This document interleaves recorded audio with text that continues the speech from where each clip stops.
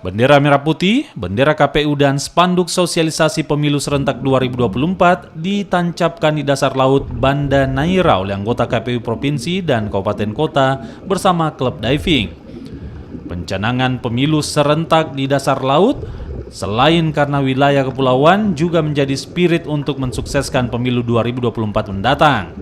Kondisi geografis juga menjadikan Maluku rentan mengalami kendala saat proses tahapan pemilu hingga distribusi logistik ke pulau terluar.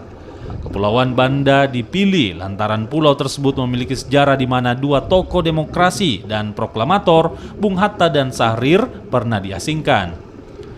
Bahwa memang kita daerahnya kepulauan, jadi Indonesia itu bukan cuma dari Sumatera, Aceh sampai dengan Papua, tapi juga ada daerah-daerah kepulauan yang memang kami mengalami sendiri bagaimana tantangan dan hambatan pelaksanaan tahapan di daerah kepulauan. Salah satunya bagaimana distribusi logistik harus mengalami lautan, ombak dan lain-lainnya.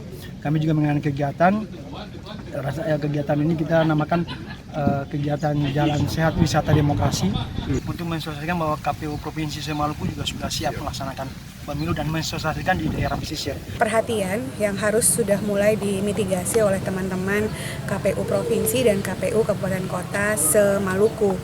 Jadi teman-teman sudah harus bisa memetakan wilayahnya di mana saja, berapa jumlah pemilihnya, menggunakan apa logistik itu harus diturunkan, lalu kemudian persediaan perlengkapan apa saja yang mereka harus siapkan untuk memudahkan distribusi logistik yang ada dari satu tempat ke tempat yang lain. Karena penyediaan logistik itu berjenjang, ada yang dari KPU RI, KPU Provinsi, dan KPN Kota, tapi kemudian nanti akan dipilah-pilah di kecamatan untuk diturunkan pada setiap. Pencanangan pemilu serentak dan konsolidasi nasional juga diisi dengan jalan sehat wisata demokrasi di Kepulauan Banda dan mengunjungi tempat bersejarah. Manuel Alfred, Kompas TV, Banda Neira, Maluku.